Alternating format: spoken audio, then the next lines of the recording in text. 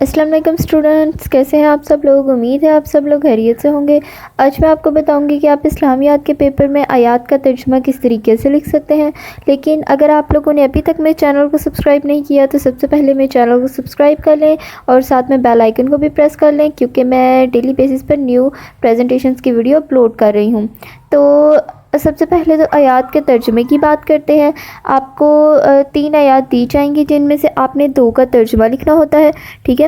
آپ لوگوں سے صرف ترجمہ ریکوائرڈ ہوتا ہے، تو آپ لوگوں نے تشریح وغیرہ نہیں لکھنی۔ لیکن اگر آپ لوگ چاہتے ہیں کہ آپ ایگزامینر پر اپنا بہت اچھا امپریشن ڈالیں تو اس کے لیے آپ لوگوں نے صرف آپ لوگ چاہیں تو آپ لوگ آیات میں عربک کا ترجمہ بھی لکھ سکتے ہیں، یعنی کہ الفاظ معنی بھی لکھ سکتے ہیں۔ ترجمہ تو مسٹ ہے، لیکن آپ چاہیں تو آپ ایڈیشنل الفاظ معنی بھی لکھ سکتے ہیں، ٹھیک ہے۔ آیات کے الفاظ معنی لکھ کے پھر آپ اس کا ترجمہ بھی کر سکتے ہیں، لیکن یہ آپشنل ہے۔ آپ اگر ایگزامینر پر بہت زیادہ اچھا امپریشن ڈالنا چاہتے ہیں اس صورت میں آپ یہ کر سکتے ہیں۔ سب سے پہلے تو آپ نے حصہ دوم کی ہیڈنگ دے دینی ہے، کیونکہ حصہ اول ہمارا شارٹ کویسچنز کا ہوتا ہے اور حصہ دوم ہمارا آیات کے ترجمے کا اور احادیث وغیرہ کا ہوتا ہے۔ تو سب سے پہلے حصہ دوم کی ہیڈنگ دینے کے بعد آپ نے آیات کے ترجمے کی ہیڈنگ دے دینی ہے، ٹھیک ہے۔ یہ دونوں میں نے 605 کٹ مارک کا یوز کر کے دی ہیں۔ اس کے بعد آپ لوگوں نے مینشن کر دینا ہے کہ آپ تینوں آیات مبارکہ میں سے کون سی آیت کر رہے ہیں، ٹھیک ہے۔ اور آپ نے آیت کا نمبر وہی لکھنا ہے جو کہ اس پہ آپ کے ایگزام پیپر میں اس آیت کا ہوگا۔ آپ نے اپنے سے ترتیب سے کوئی نہیں لکھا۔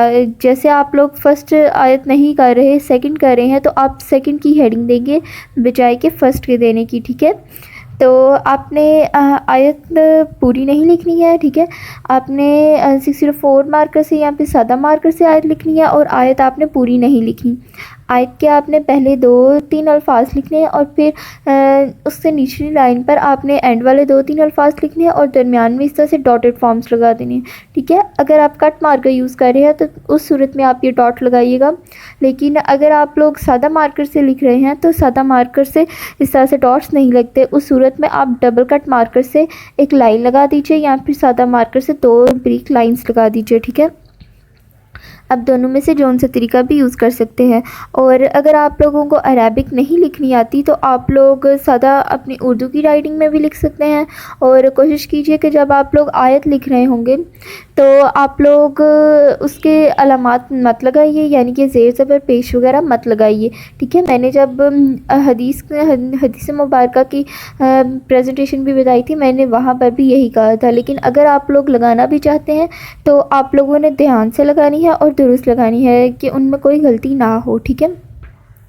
اس کے بعد آپ نے ایک لائن سکپ کر دینی ہے اور ترجمے کی ہیڈنگ دینی ہے، ٹھیک ہے۔ یہ لازمی نہیں ہے کہ آپ 604 کٹ مارکر یوز کریں، آپ سادہ بھی یوز کر سکتے ہیں۔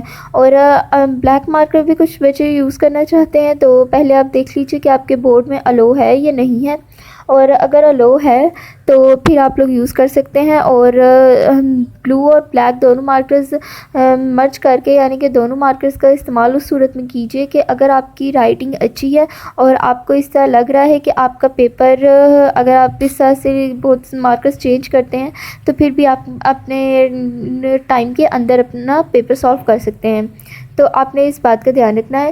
اس کے بعد جب آپ نے ترجمہ لکھنا ہے تو ترجمہ کوشش کرنی ہے کہ جس سائٹ پر آپ ترجمے کی ہیڈنگ دیں گے وہاں سے تھوڑا فاصلہ چھوڑ کر لکھیں، ٹھیک ہے۔ آپ نے پراپر مڈ میں ترجمہ نہیں لکھنا آیت کا۔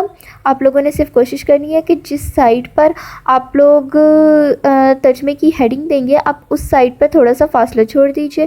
اور اسی طرح جب آپ کے دونوں آیات کمپلیٹ ہو جائیں گی تو پھر آپ نے ایک اینڈنگ لائن لگا دینی ہے، اور یہ 605 ڈبل کٹ مارکر کا میں نے یوز کیا ہے۔ اور اس کے بعد آیات مبارکہ کے ترجمے کی ہیڈنگ کو آپ نے ڈبل انڈر لائن کرنا ہے، اور حصے کی ہیڈنگ کو آپ نے سنگل انڈر لائن کرنا ہے۔ تو امید ہے آپ کو یہ ویڈیو پسند آئے گی۔ ملتے ہیں ایک نئی ویڈیو کے ساتھ، اور اگر آپ لوگوں نے میرے چینل کو سبسکرائب نہیں کیا تو جلدی سے کر لیجئے۔